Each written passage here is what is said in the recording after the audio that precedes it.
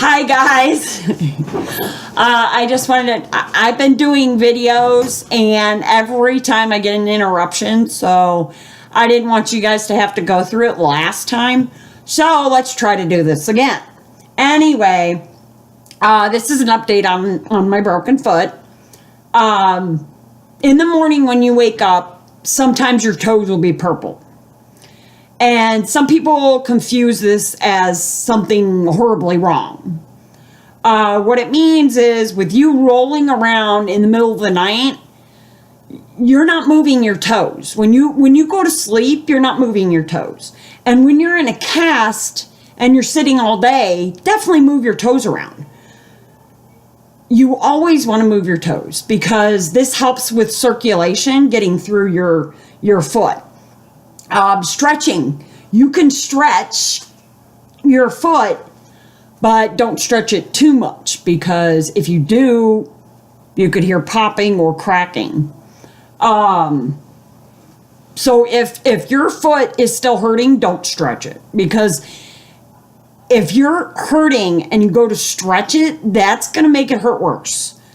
Anyways, if your toes are purple when you wake up in the morning, just prop it up to your heart and then just keep moving your toes and the circulation will go back down.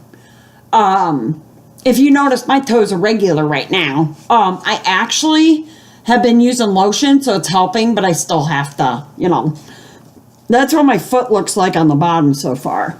Another thing, you never want to use your cast as pushing up because you're not supposed to put any pressure on it at all.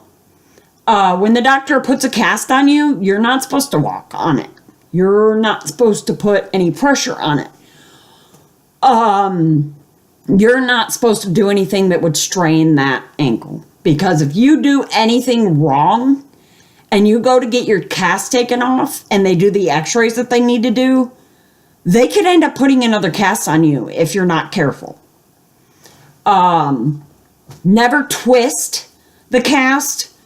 You can push it up and down like this, but very, very gently. Like, don't just sit there and yank on it. Do it to your comfortable, part or whatever. Another thing, taking a shower. Now, if you have stairs, some people think, oh, there's stairs, I can't do it. The thing with stairs is you always want to make sure you use your left foot to do all the work. Your left foot, when you're going up the stairs, use your arms to push up. Now, usually I just use my left foot to have balance on the stairs and then use my arms to be able to do all that. Now, going into the shower, you definitely want to make sure that your cast is totally protected. Now, what I did is I got this on Amazon. And I'm really sorry I forgot to do an unboxing, guys. Hate me all you want, but I got this on Amazon. And it was like $7. What it is a baggie for your foot. And what you do is there's just this little itty bitty hole. And when I got it, I was thinking, there's no way my cast is going to fit in there. So what you do when you go to put it on, you take this part, the hole, and you take it, you put it on your foot, and then you put it around, and just gently pull it forward, because you don't want to stretch it out as much as possible. And don't put your hands underneath it. Just slide it along your cast, and it'll slide on. Now, the thing I do for this part is I always take a trash bag and tie the trash bag right here. And you want to do it where it's super tight. And just don't do one, do two, enough to tie it where it's solid. And then once you have that secure and it's super tight, then you can take your shower. And when you get out of the shower, now remember you're using your arms. Your arms and your left foot is your godsend. Never put any pressure on this leg. Because if you put any pressure, it's going to make it worse. So when you're done taking a shower, dry off in the shower. When you are going to go get ready to get out of the tub, put your towel right on the tub. That way when you push off the chair, your hands are on that towel. Because if you touch the side of the tub just with your hands, it's wet. So if you do that, you're going to break your arms. Because when you go to push up, if you're slipping, you're going to break your arm. Definitely dry this all off. And make sure the tie is dried too. I mean, sometimes you can't dry it perfectly.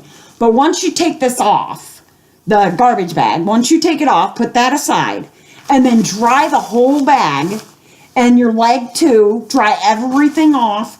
When everything is dry and you feel it, everything's dry, then you just take it and you gently pull it off. Because you don't want to rip it. Because if you rip it, then it's going to be no good. And then if you notice, you just slide it off. You be very, very careful for the back part. And just pull it off like that. And there you go. So that's the shower part of it. Usually, you know, you want to... But your best bet is your arms and your left leg. Never use any pressure on your broken ankle. Now, if you broke your left leg, you'd use your right leg for positioning. But taking a shower is kind of difficult. Always have someone near you if you've never done it before. This way they can help you at first, and then eventually, after you get used to doing it by yourself, you won't need any help. But always have someone there to help you so you can get used to doing it on your own. Now, even though I'm not like a genius for this, I always have my phone on me so that way I can call my son in the basement and say, hey, I need help. I'm doing pretty good on doing it on my own, but I have to be careful with not putting any pressure on it. Plus, if you don't dry off the bag right, and you're taking it off and it still has water on it, it's going to get on your cast. You always want to make sure it's, you know, totally dry when you take it off. If there's anything else you guys want to know about your cast, the only thing I suggest is use your arms a lot. If you're on the floor, use your arms. Use your arms and your left leg. But if you broke your left leg, use your right leg. Never put pressure on a cast, because you could end up getting another cast after you're done with this one. I know a lot of people think, oh, I have a cast, I can do whatever I want. No, that ain't true. I know, because I broke pretty much every bone in my body. Well, there was one time I had a dare where I lived, and there was rocks. It was kind of like a cliff where you jump off and jump in the water, and everybody always dared me because I actually was in the swim team. And yes, I've been in a lot of sports. I ended up being on the swim team, and we know not to do stuff like that because you could really get hurt. I've known people in swimming that jump off the diving board and miss the distance of the diving board and they bust their head. But anyways, I told them no. I said, I'll walk down. They were like, chicken, bark, bark, bark. And I'm like, I don't care. You can call me chicken anytime you want. So later on, I wasn't there, of course, when it happened, but one of my friends, he had jumped off and he went head first because he thought that he knew all the rocks down there.